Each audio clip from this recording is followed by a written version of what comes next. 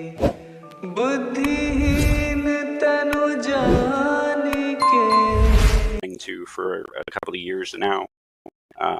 We on this podcast really like to talk about Ram Dass, about Love Serve Remember. We like to kind of give history of him, Neem Karoli Baba, some of the other devotees. And today we have a very special guest, in my opinion, a beautiful person. He does a lot of work with not only things with Love Serve Remember, but he also has a project of his own, a sacred community project, which he'll get in a little bit more about. But without any further ado, I bring you Sitaram Dass. How are you doing today, my friend? Doing good. Yeah, thank you. That was a really kind and sweet introduction. Yeah. Definitely.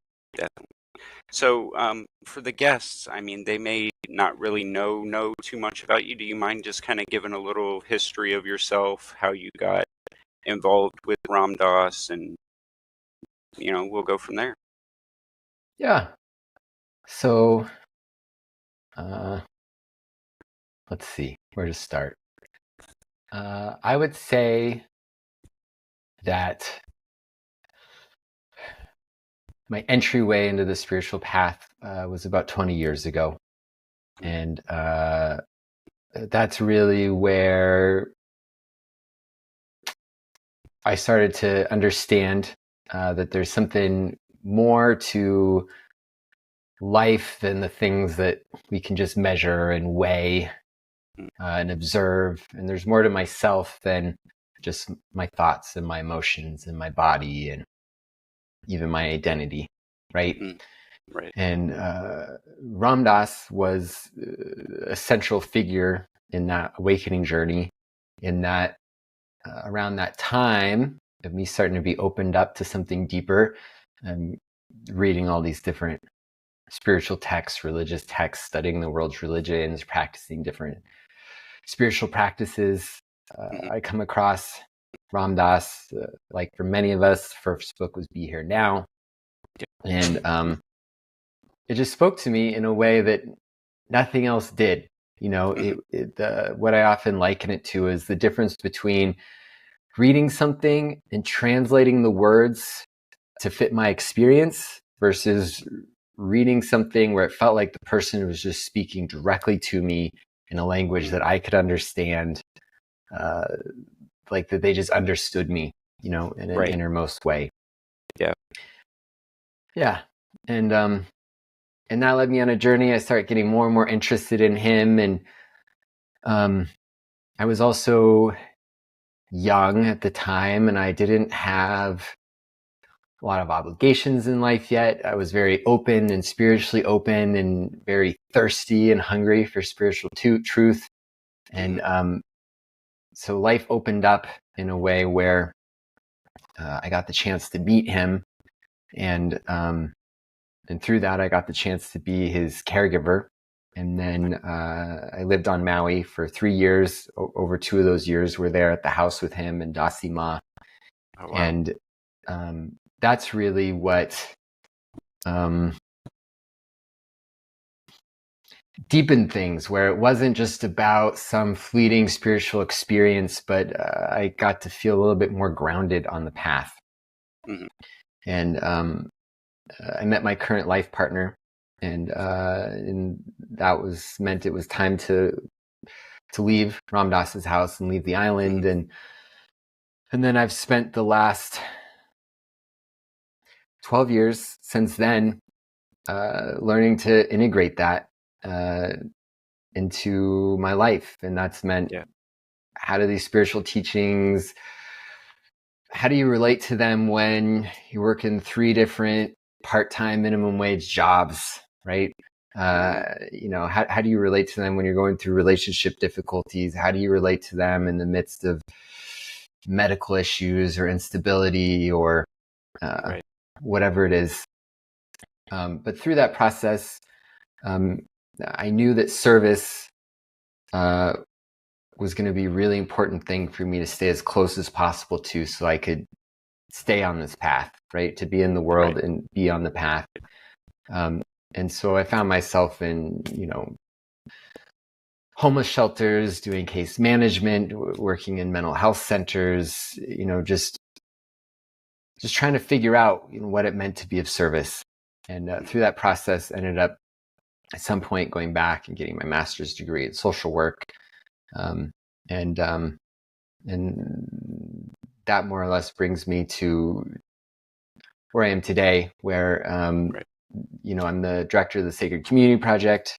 It's a nonprofit that I imagine we'll talk about at some point. Yeah. I have my private therapy practice, which is largely how I support myself financially. And then, I have the sharing and engaging in spiritual practices, which is largely how I keep my soul fed. Yeah. That's beautiful. That's beautiful. Yeah, one thing that I really liked when I was reading your website, um, the way that you do your articles, and we're going to talk about one of them, is almost like an automatic writing type of feel for me. Like the vibration it comes straight from your heart. You can really feel where Ram Dass impacted you and where you're providing that knowledge and that wisdom that he embodied, really, and starting to put these articles out and allow people to not only gather them and read them and all this, but I see a wisdom that is from Ram Dass, but there's a bit more to it, and I feel maybe that's part of where your own personal journey is kind of laid in. That is it's all a big addition of things like Ram Dass and Maharaji's teachings. And one of the articles, if you don't mind me reading part of the excerpt, the name of the article, if any of the audience wants to go to his website at sitaramdas.com, is Mistaking Individualism for Freedom. And kind of like what you were saying, working the jobs and still trying to keep that spiritual practice alive.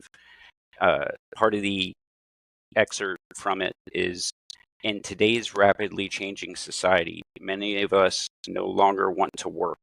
For others, we want to use use our talents, our creativity, our passions to develop our own business or to work freelance. We no longer are willing to tolerate repetitive tasks, 40-hour work weeks, or corporate bosses. But it would be a mistake to think that this is breaking free from society, that we remove ourselves from it, that we are somehow above it, or that we are trying to do something different. In truth, we are only swapping forced conformity for a self-imposed one, and we mistake this individualism for freedom without acknowledging its paramount importance in the hierarchical value systems of our society. And when I read that, I personally had, over the last few years with the pandemic and everything that's going on, I've fallen into my spiritual practice. I went through a period of time where I kind of fought it. I went through another period of time where that's all I did. And I didn't want to go back out to the world. And I didn't want, like you were saying. And where it hit me was on the recent, I'd say, year and a half, 2 years, I've gotten back into, I need to do certain things that I'm responsible for, like me personally, i.e. for my children. There are people that I care for that I'm responsible for financially, things like that. And there are desires and aspirations that I want to achieve that, unless I do this type of work at the moment, I'm not going to achieve them. I could sit in spiritual practice the whole time and, I may get high, but I'm not going to actually get straight, like Ram Dass would talk about. And the question is, in your experience, can you maybe expound a bit on the idea of taking that pre-programmed, I have to work a 9 to 5 job, where is the service aspect that you very much are I can see as a spiritual practice for yourself? Where does that lie when we're trying to make that change from needing or having to work that 9 to 5 and using that service aspect into maybe becoming independent or becoming freelance, like the article said, and how in your personal experience has that kind of played out? Yeah. So a couple of things come to mind. One, your question helps me to maybe I'll expound a little bit on some of my previous background. A big part of my journey, if I'm really being honest, has been an attempt to run away from something, right? An attempt to run away from myself, right? The parts of myself I didn't like. An attempt to run away from the world, right? Just the world feels too big, too messy, too awful, and I just want to find some purity that exists outside of it. And in my youth, the only way I knew how to do that was through partaking in extremes, right? So like I didn't necessarily acknowledge at that time that other people were feeling the same thing. They just didn't necessarily see that going to some extreme was going to be a solution, right? I just thought like, why is everyone doing this? Like, don't they understand? So extremes for me meant there was a period of time after my first spiritual awakenings where my solution was to go live out of my car for a few months in the desert of New Mexico. A period of time where when I went to Maui and before I moved on to into Ram Dass's house, so I was serving at the house. I was going and gardening a few days a week. But outside of that, I was living on this permaculture farm, and it was a drive for me to just figure out like what is the purest form of living, right? So there's a period of time where I had a car on Maui that I was driving off of homemade veggie diesel made out of veggie oil, and I wasn't making it, but I was buying it from a guy that literally made it out of his backyard. But then that wasn't pure enough, right? So then I was living on this off the grid permaculture eco village, and I was walking 3 miles to Ram Dass's house every morning, and I'm doing my malabis, just chanting, and I'm hitchhiking to get around. But eventually that wasn't pure enough either, right? Because I'm seeing that if the sun isn't out for a few days, the solar panels aren't going to cut it. And so we were running backup generators, and, and it wasn't possible to grow all of our own food. I'm still like having to go into town to get some supplies, and those supplies are obviously shipped in from somewhere else, right? And so it took me having to do that extreme to really see like, oh, I can't escape this. Like this is the world that we're in. And that kind of mirrors my own spiritual practice too, of just at some point, like, oh, all this stuff, these thoughts I don't like, these tendencies of mind I don't like, I can't escape these either. What would it be like to live my life with a fundamental acceptance that these things are just true? This is the world we live in. This world has unimaginable violence in it. This world has oppression in it. This world, we are on the brink of just unimaginable climate change, right? It's already happening, but it keeps happening faster and faster, right? I have a mind that has all sorts of selfish needs and wants to feel special and all these things. And the truth is, all that does is causes me suffering. what would it be like to just start there as the base work that that I can just accept that, and I don't have to fight it. That doesn't mean that I don't work to create change, but I don't have to fight that that's fundamentally true, and that this is a reality that I can't escape from. And that opens up differences, right? And then it's just like I like everyone else. Like when I wrote that article, it wasn't a judgment about people that are living as artists, right? Or it's because I have all those same desires. I just, like everyone else, want more freedom in my life, and I don't. I've never really fit in well in like top down hierarchical corporate structures. Yeah. But if I think that I'm doing something separate or special or outside of the system, I mean, it's just fundamentally not true. And it doesn't seem a healthy way for me to carry myself. Right. What was your question about that, though?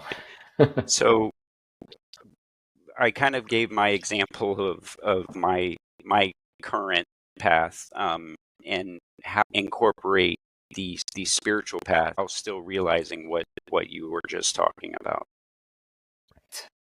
Right. So this is where we could talk about Ram Dass for a bit. Right. You know, like most everyone else, first became enraptured by Ram Dass's early teaching stories and his exquisite ability to put the seemingly unspeakable into words, and his ability to speak in a way where it felt like he was finding my own deepest experience in putting words to it. Yeah.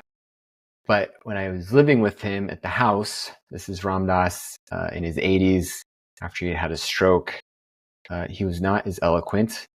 And he also was a lot less interested in those abilities. He had really surrendered into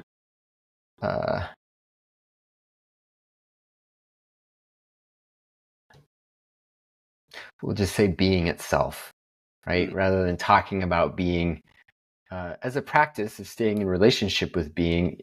I mean, when that ability went away, he just really surrendered to being itself. Those are my words on it, but that's what I saw being with him for those years. And the core teaching that he would talk about, right, is loving awareness. And he would talk about how he loved his wheelchair, and he loved the pain in his body, and he loved his dark thoughts. And I lived with him, and I saw that that wasn't just a nice idea. That was who he was. That was a practice he constantly engaged in, and it was also a state that he resided in. And I could feel what it felt like to be around someone that was content. Eating breakfast in the morning, we're not saying anything. He's at peace. And I could feel that, and I could settle into that to whatever degree I was able through the simple act of eating breakfast, right? And I could also experience what that felt like when he was giving me his full attention, right? When he was loving me the same way that he loved his wheelchair and his stroke and his pain, right? Loving me as the perfect face of God before him, right? As Maharaji. And so that's the central teaching really that I carry with me, is loving awareness. And in my own mind, my core practice now is I don't really try and get rid of thoughts. My practice is really to just let go of the fight with myself. And the way I do that is by remembering that even that inner tension, even that selfish thought, that it is God too. And I just love it, and I accept it, and I see it as holy. And the interesting thing about that is the more and more I do that, the less power those things have over me, right? Because I'm not in a state of selfishness. I'm just seeing that selfishness exists, but I'm relating to it with love. Right. And to extrapolate that out a little bit, that also seems to be true about the world, right? I can love the world exactly as it is. And that's not giving suffering more power. It seems to just be increasing my own clarity and wisdom and ability to be a force of relieving suffering. And so, that's my faith that I keep returning to. And it can feel a little bit like this large idea when I'm thinking about it politically or with the state of the world. But in the moments that I've tested it directly, like when I've done crisis work with people in crisis, through mental health work, when I'm providing spiritual support, when I'm leading kirtan, when I'm going into a prison, right? When I'm in a direct relationship with other people, those are the chances that I get to test out this grand idea, and it's yet to be proven wrong.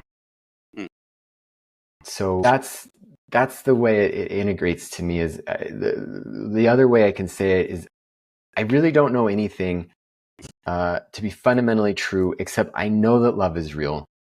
I know that God is real. And that's basically it. Yeah. So I just want to base everything that I do on that as much as I can. That seems to be the only stable ground that I've found. Right. Right. Setting your practice on those pillars of truth that are there, that you have faith in and have proven to yourself that stay and steadfast are the ideas you want to go forward by. That's really beautiful to me, to be honest. It's my practice is realizing the bad, realizing that all the what I may conceive as negative or what is negative, right? Because like you said, we have a lot of issues going on in the world. And one thing that always gets me, I don't know if you have the committee that gets together in the back of your head, but one of the things that happens to me is when I see these things, I pass by a news program or somebody talks about it at my job or whatever it is. The committee immediately goes back to the story of Maharaji telling Ram Dass that it's all beautiful, right? And for me, when I hear that, and it may just be another form of an ego, but it's a form of an ego that helps me personally. When I hear that, when I feel that, the act that I'm witnessing, the act that is going on in the world or that I might be witnessing in front of me tends to have a bigger purpose, right? And I'm human. Like you said, I may not, I personally don't think I know much. But when I hear it, for me, it gives a God level, there are things going on and always change. And for me to have a positive outlook increases the likelihood that things will change in a positive vibration, right? And Ram Dass talks about flipping the lenses of your heart. And for me, that's kind of how I practice that. And I really like that you have a kind of a understanding really special from him. I was listening to an interview you did a couple of years ago, maybe or so, with the Raghu Marcus, and you talked about how you would be pretty much the only person sitting with Ram Dass, and you would get to feel those moments of him just being and not, having thoughts go around or, asking somebody for something or waiting for dinner or whatever it was. He was just being. And I feel like that's where Maharaji was when everyone went over there in the 70s. One thing I am kind of curious about is we mentioned earlier that you do work with the Sacred Community Project. Do you mind explaining a little bit more about what that is, just for my audience, and then we can? Yeah. Yeah. I will. First, I'll tell a very short story because it relates to what you said, and Of course. it's a really sweet Ram Dass story. Sometimes I find that grounding some of these things in just very intimate, personal moments, Mhm. it makes them come alive, at least for me, more. Mhm. So, and I've told this story before, so you may have heard this, but it's a short one. Ram Dass's sense of time was not great. That was one of the things that, with the stroke, his ability to relate to numbers and words was a struggle, Right. and so time has to do with numbers. Mhm. So we had dinner at 6:30 p.m. every night, and basically never changed. And there's one particular night where I could hear Ram Dass going down to the back patio at 5:30, an hour before. He goes down, he sits, and I just wasn't sure if he was doing that because he wanted to just go out and look at the ocean. It wasn't something he normally did, or if maybe he thought that maybe if he had the time wrong. So I went down and said, "Hey, Ram Dass, I just want you to know that dinner's not going to be for an hour." He said, "Oh, really?" He said, "Yeah." And he did look surprised. And I saw this pause, and he said, "I'll just sit here." I said, "Okay." And I went back inside, and I could see him out the window. And I was in the kitchen, and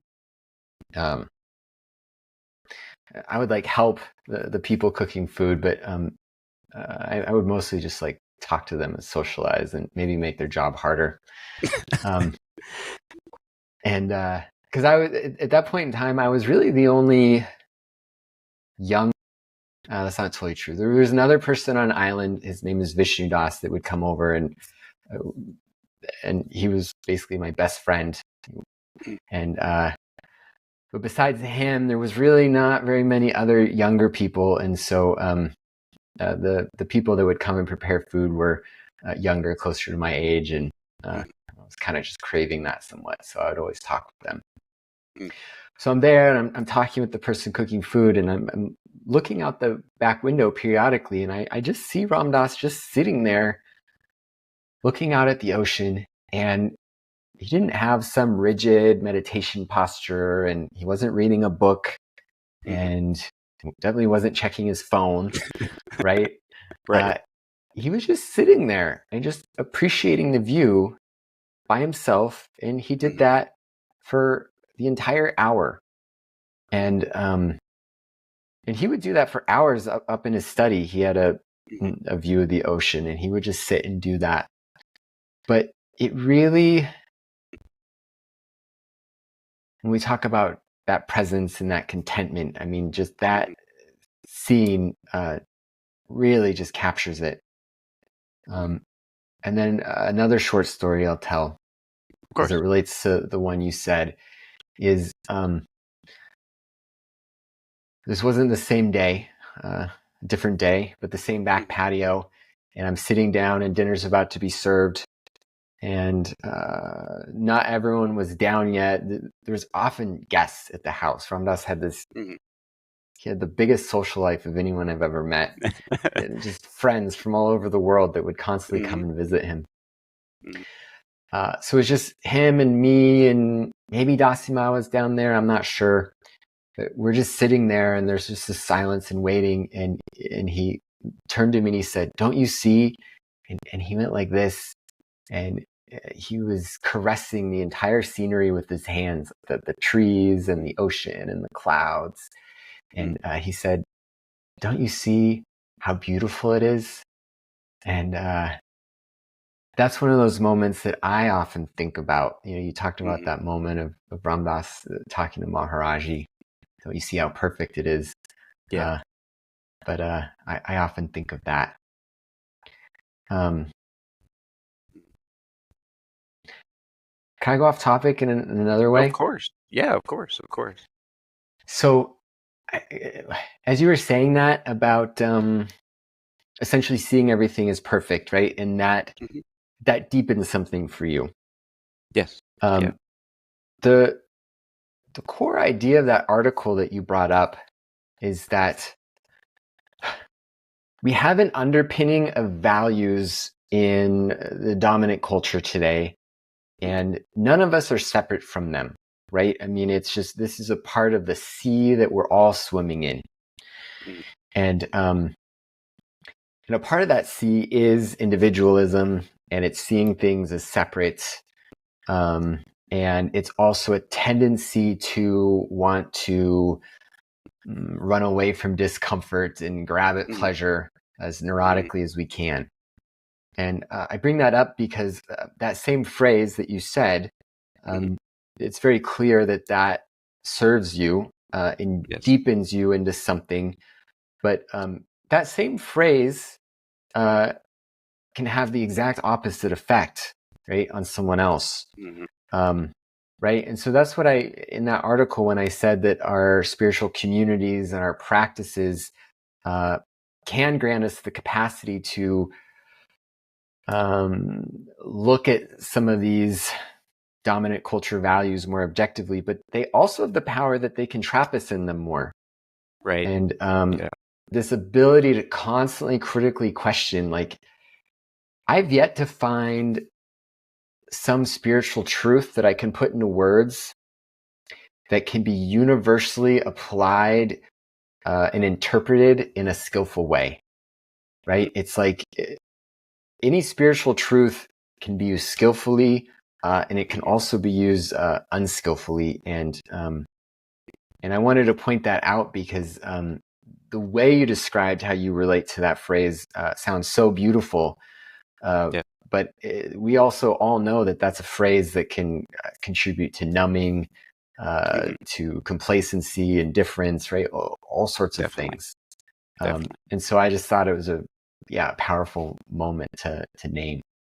Yeah, definitely. I mean, thank you very much for that, because it's, as I was kind of talking about it, one aspect of my journey during COVID was that we were caretakers for an elderly. He let us stay there, and basically, from a certain hour in the day to a certain hour in the evening, would practice my spiritual practice, do my puja, meditate, practice kirtan, all that stuff.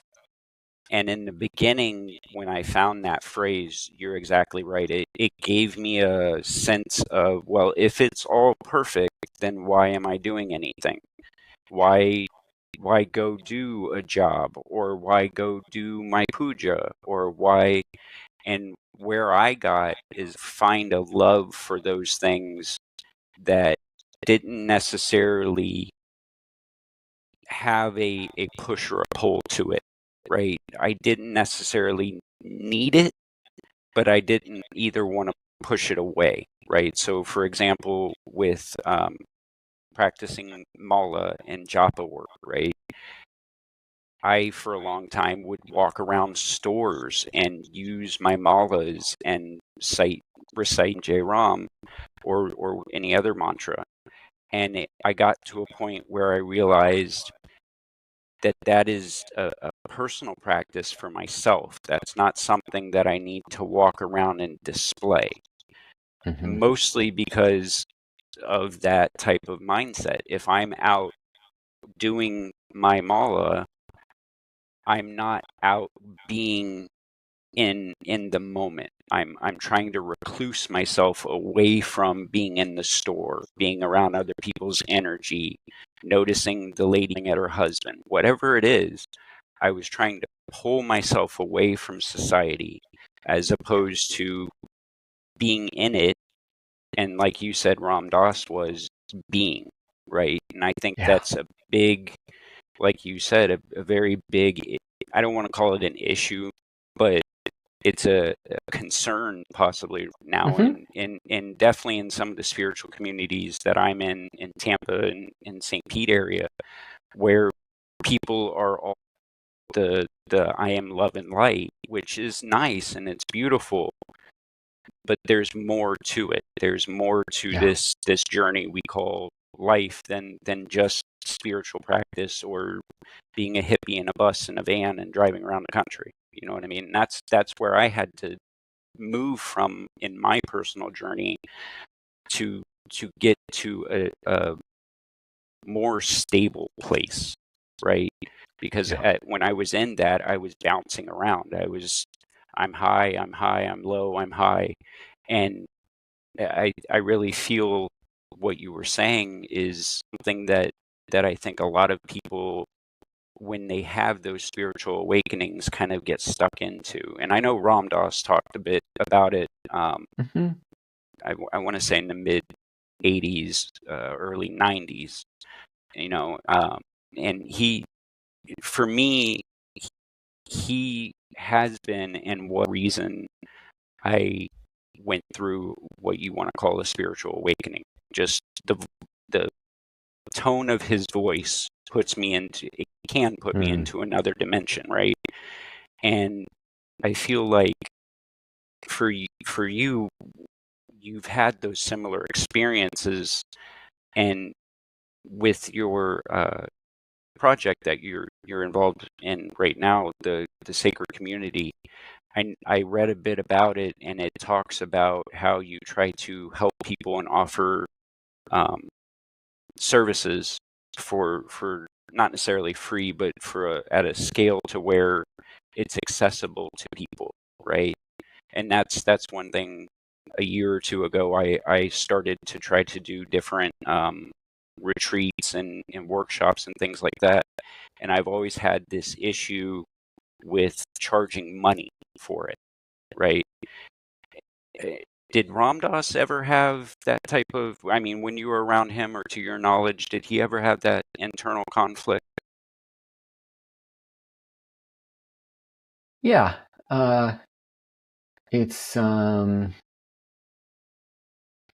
I mean, he's definitely like, if you look at the scope of his life, right? He's definitely, I mean, our mutual friend Vasu John Suskevich talks about how in the 70s he did a whole year-long private course with Ram Dass where it was entirely free and there was no donations or even allowed, right? Right.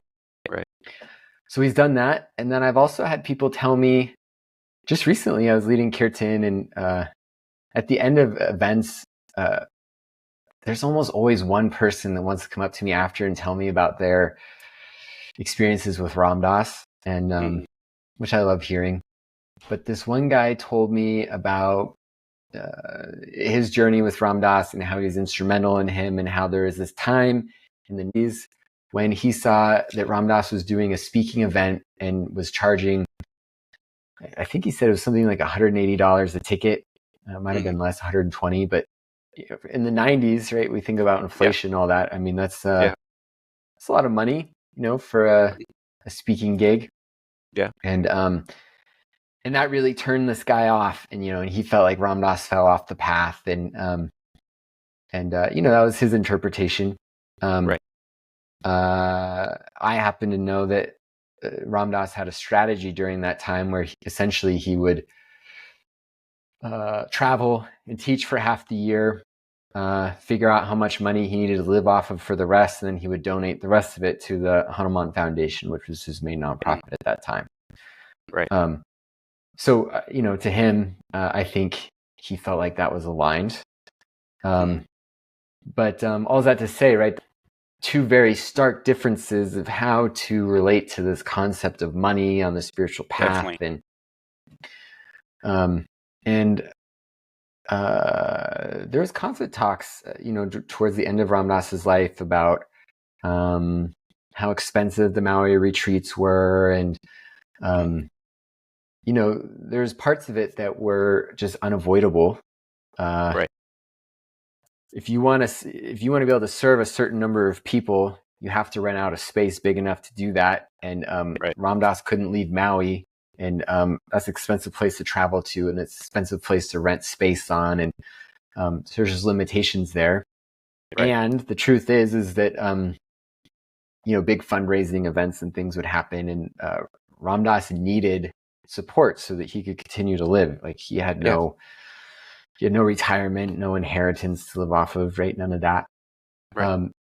But like that's why Love Serve Remember, would work so hard to like produce free content from the events and to live stream them for free, and why Ram Dass would do heart to hearts to basically anyone that reached out, right. And so that was his way of, again, right, this goes back to this core question of like, this is the water we're all swimming in, right? We live in this society, this world with great income inequality, and we're both all struggling to figure out how to survive in that, and then also all struggling to figure out how to be ethical in that.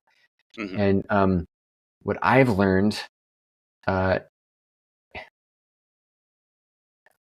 there's not really a right or wrong strategy. I mean, right. I spent the majority of my adult life working at different nonprofits and things, and that was my attempt to figure that out. And I learned through that process is that nonprofits are just as caught up in the system as any other part of the system, right? Right. And so I think that's the core of it. It's like, if there's no perfect ideal, if there's not like a right answer machine, there's not just like a right answer box, then that means it's just fundamentally a messier process. And two people could be doing similar looking things, but one of them could be more in alignment than the other. And it's kind of hard to see that from a distance. And so that feels like a more vulnerable place to be in, of like, I just have to figure out for myself, am I in integrity or not? Right. Yeah. Leading it from the space of having an open heart and trying to use your, best intention and your best foot forward for I guess a lack of a better saying. Yeah. And,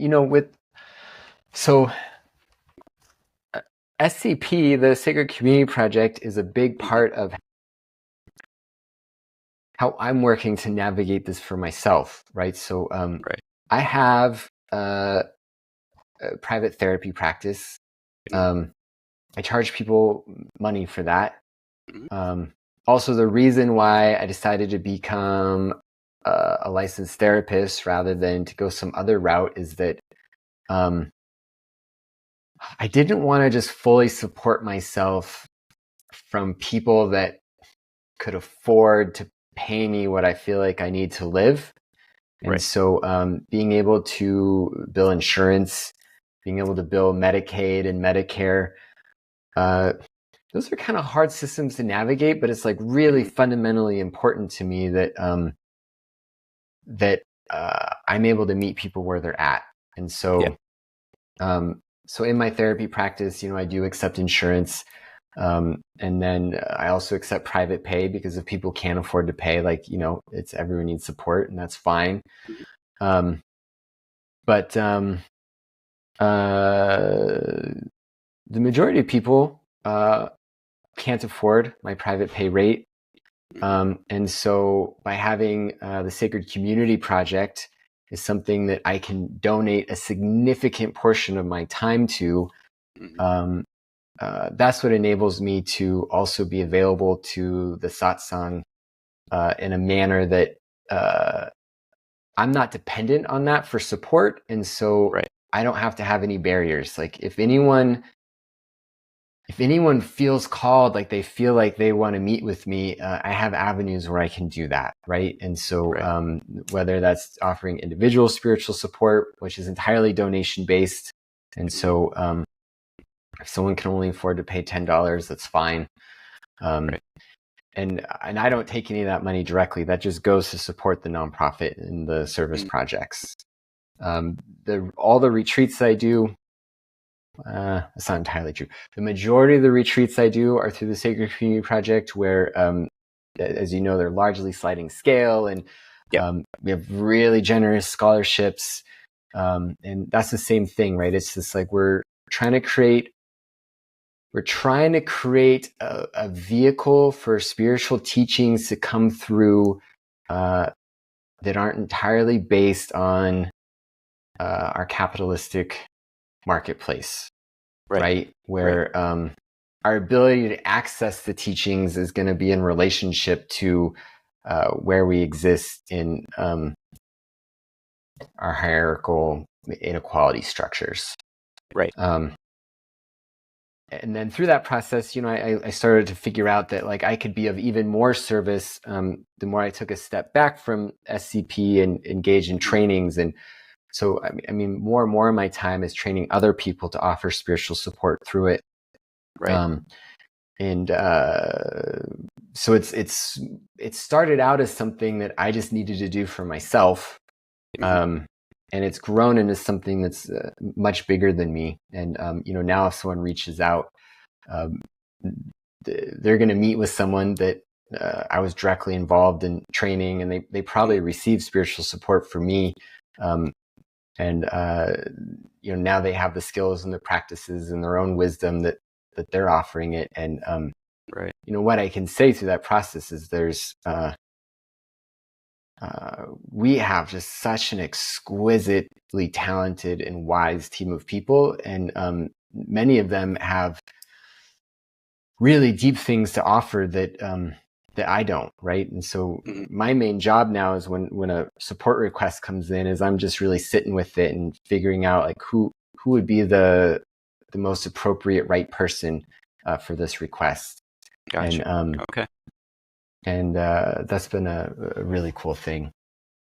Yeah, I noticed that you had that up on the Sacred Community webpage. There's a section where you do basically like yoga teacher training, for lack of the exact words for it, but that last time I looked at it, I think it was closed for this year, but you were going to be opening it up again. And honestly, that's something that I looked at into doing. I had yoga teacher training, and it was done online. So I was in a period of my life where I wasn't very dedicated to, let's not lie, I was lazy. Right. So I personally myself have thought about doing the full debt P, offer those type of things. I think that what we're talking about here is trying to give these gifts, give this grace to the largest population that we can, right? To try to spread this type of knowledge, this type of thought, right, to as many people, not only in America but across the world. I mean, our podcast here reaches people in other countries, and I know yours does too. And Love Server members all over the world. They have different songs in different cities. We have one here in Tampa, and I really like that your focus is on trying to provide that gift, really, that we've all been given. For me personally, it's a gift. There was a lot of stuff when I was younger that was dark, was not happy, was depressed, drug addiction, things like that. That this has really been a grace for me. I'm currently trying to work on a book, and I'm patient to grace. And the reason is because I have gone through a lot of stuff, right? All of us really have. But I know that what I have felt and the things that I've been given in the last 6 to 7 years was grace. I can feel that it was Maharaji's grace coming into my life. And like you were talking about, we did the interview with Fasu. I talked to him kind of about how way before I even knew who Maharaji was, in hindsight, I'm now able to go back and see where he had worked in my life, corrected things, maybe made me fall down, right? And set me into a line of decisions where I don't necessarily have to repeat those bad patterns, right?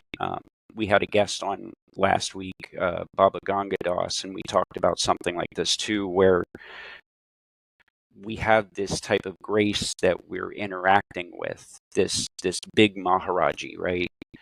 And for me, this podcast, doing things kind of like what you're talking about, is my form of giving it back, right? And I feel like when Maharaji talked about service and feeding people, he didn't necessarily, I mean, he did mean food and feeding people, right?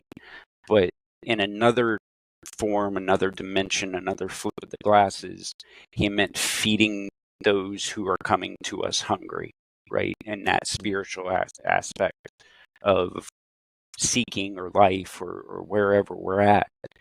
For me, that's current one of my biggest practices, is that when someone comes to me asking a question, and honestly, a lot of it's done by vibration, right?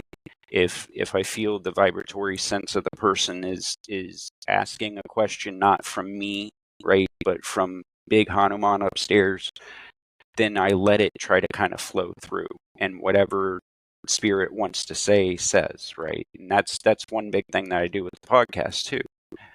Um, when you talk about SCP, you guys do retreats. I know you guys have one coming up in, is it in Canada, I want to say? Yeah, it's Yeah. on Salt Spring Island, which is in British Columbia off the Okay. coast. Okay. So one thing that really gets me about what you do, what Love Serve Remember does, um, is this aspect of trying to introduce people to that heart space, right? Because for me, my spiritual awakening was that ego flip of realizing things like we were talking about might not be right, something's wrong, all this other stuff, right? It wasn't until I had that second spiritual awakening where my heart opened to where I like we were talking about, see that oneness in all things, that sub-ek, and that it's palatable, right? It's something that you kind of try to do with the best of intent. Um, One thing that I'm curious about is with SCP, all that type of stuff. Where do you guys see yourselves? I mean, not necessarily making plans, not necessarily, where would you like to see you and SCP going in the future and things like that? And how do you think in doing that, how do you think the world would be impacted positively? Oh,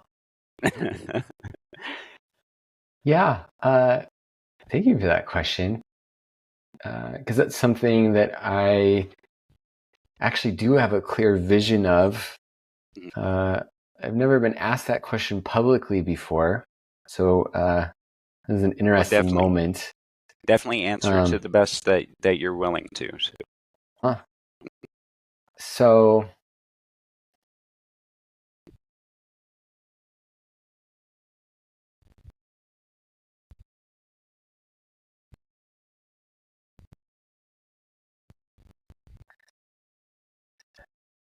sometimes I have this phrase that I say when I'm in front of my puja table, right? My altar, and I have my various holy beings, which my table is constantly changing and sometimes it gets more complex. And right now it's rather simple. There's just Siddhima and Ram Dass and Maharaji, and there's a little Hanuman. This phrase that I often will say when I'm there to them is that I work for you. And that just feels like a very true statement for me And when I say it, it's both a reminder and it's also it just feels like a sincere statement. And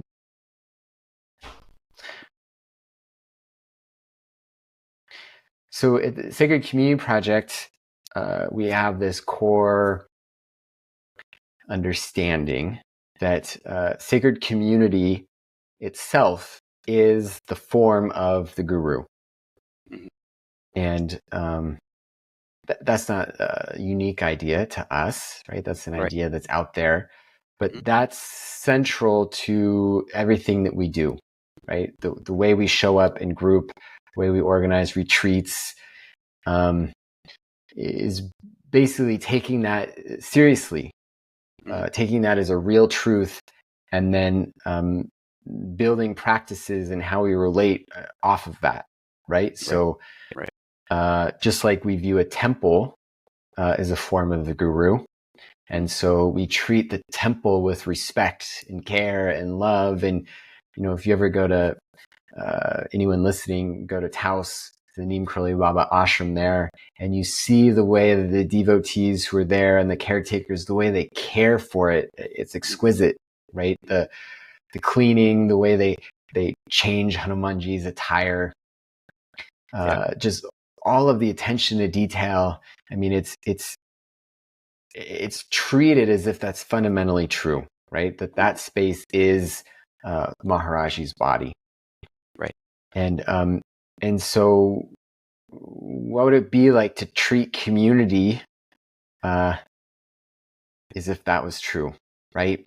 Right. And so we see sacred community as a form of the guru, and then I also see the Sacred Community Project itself as a living entity that I'm in service to, and by being of service to, that's one of my main vehicles for staying in relationship with truth, with God. Right. And so I do have a clear vision of seeing this continuing to grow. I see it happening in a continual, gradual, slow pace. I see there being a point in time when we can not necessarily be scrapping for funds all the time like we are now, but where we can start to have some larger revenue streams and things coming in, where we could have like a full-time paid staff member and things like that. And I just feel like that's going to happen. I don't know when, right? It's not in my hands, but that's a vision I hold. And the outcome I see of that is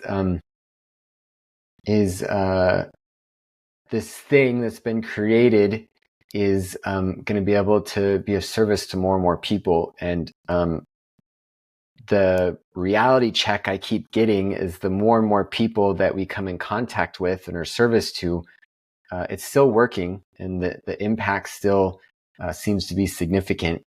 And so fueling my creative decisions, where right now, the truth is this last year, kind of started engaging in a lot more like nonprofit development stuff that isn't necessarily as fun as like designing retreats and other things. But basically, I'm starting to put my focus on with the help of friends and the board and people like Xander that is there with me often working on these things, of putting in structures so that the same level of care and attention and service we're providing now, that can continue to happen, but for larger groups of people. And so I'm doing a lot of like behind the scenes kind of restructuring organizations, figuring out, making sure we have our budgets in place and stuff, all the fun stuff. Yeah, all the fun stuff that there was a point in my life when I did not see my spiritual path take me into this. But what's interesting is now that I'm here, it feels right.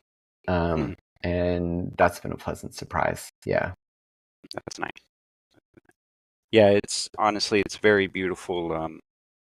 Just for the audience, if you get time to go to the Sacred Community webpage or to their Facebook or any of it, and just look around. I think I spent a good 4 hours the other day just Oh, exploring your website, reading, and um, it's just a really beautiful concept. And I think that the more that the world gets things like that, the more that the world's exposed to that type of really grace. For me, I see it as an extension of Maharaji's grace.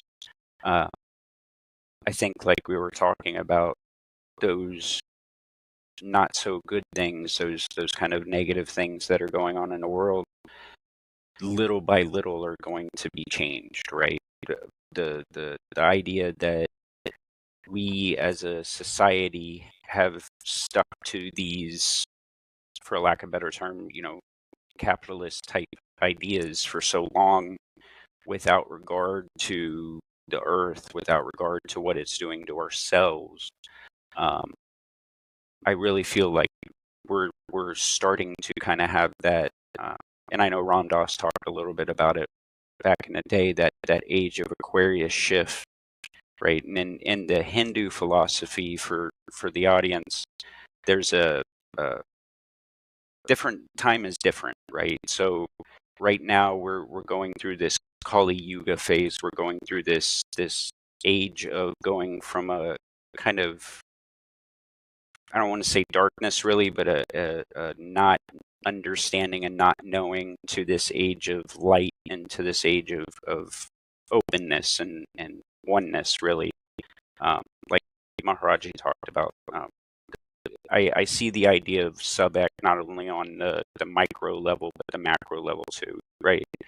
And I think that what you're doing with SCP is really, I feel, is really contributing to that, for me hmm. anyway. Yeah. I appreciate hearing that. And yeah, that's kind of another way that I've phrased this is that there's only so much I can do as a person, right? But Mm, in my sphere, Sacred Community Project is something that by pouring my energy into it, it's this vision that you're talking about, right? It's a way to actualize that. And yeah. there's a lot of things that I feel helpless about, just with the state of the world, and I know I'm not alone in that. And this doesn't erase those feelings, and I still want to be present with those too, but also doing what I can that is within my sphere Right. to enact the values that are important to me. Hmm. That also seems to be an important part, of actualizing my dharma. Yeah. Yeah. Yeah. Definitely. And that's for me. I feel I'm still kind of in a phase of realizing my dharma, partially, like I was talking about. Coming into this phase of life where I've started to accept my responsibilities, started to work towards securing those responsibilities, making sure that they're taken care of, and at the same time, like I'm hoping to be able to go to the Love to Remember retreat in Boone in August, Hmm. and part of my practice at the moment is working towards that, right? Saving up and setting that intention of, if it is willed, if I do what I have presented in front of me to do it and to get there, then it'll happen, right? Um, but at the same time, like we've been talking about, right? Not using that to dismiss what I'm doing, why I'm doing it, and what space I'm doing it from, right? Yeah. Yeah. I really enjoyed this talk with you. I really, Me I really too. thank you so much for coming on, to be honest with you. Yeah. Is No, there, thank you for the invite. yeah, definitely, definitely. And anytime you want to come on, we are more than welcome to have you on. Somebody that, has the wisdom that you have really not only helps me, but I know that there's listeners that will get a lot out of this type of content, this type of talk, really. Awesome. Yeah, let's do it. Let's do it again. Well, let's when the time is right, whenever it is, but let's just make that happen. Definitely. So is there any websites, anything like that you would like to share with the audience where you can be reached? Or I know we've talked a couple of different ones in this podcast. If there's one that you're most comfortable with over another, maybe. Yeah, I think we've talked about two, and those are probably the best two to just mention again. We've talked a lot about the Sacred Community Project. The website is sacredcommunityproject.org, and that's where you can find more about what we're doing. And just to give a little plug about that, of ways to connect with us is not only are we available if anyone reaches out and wants spiritual support, but also if anyone just wants to connect with satsang, connect with community, we have an online Discord, and we have regular scheduled what we call satsang hangs. And it's an hour of experiencing darshan together, right? And it's a really beautiful community building act. And I'm generally there on our satsang hangs Friday mornings, I guess for early afternoon, East Coast time. So that's a cool way to connect with us.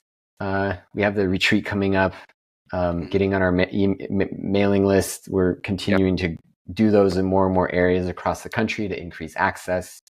And then beyond that, I have my personal website, which is sitaramdas.com, and that has more of my writings and just kind of the other things I'm involved in as well. Yeah. And your book also, I almost forgot to mention. I haven't yet bought it, but I everything that I've seen excerpts from it and all that, I'm working on getting it, and it's very beautiful from what I've seen so far. So yes, thank you for mentioning that. I often forget about it as well. It's something I'm still trying to figure out. I find once I create something, I pour so much energy into it to make it as perfect as possible. And then once I do, my mind just kind of moves on to the next thing. So it's there, and it's something that I feel fulfilled by, and I love sharing. But I'm actively working on actually 2 other books right now. Oh wow! And so I usually forget about it. Usually forget to bring it to events when I should have it there. And so thank you, for plugging that. No problem. Definitely. I thoroughly enjoyed this again, and I hope that you have a beautiful rest of your day. As far as all the websites and everything, we're going to put it in the description, so that they'll be listed for anybody that wants to visit your websites or contact you in any way. Alrighty. Awesome. Great. I'm again so thankful and blessed. I feel blessed that you came and talked to us today. Thank you so much. Hey, me too. Yeah, really. Alrighty. You have a great day. Namaste.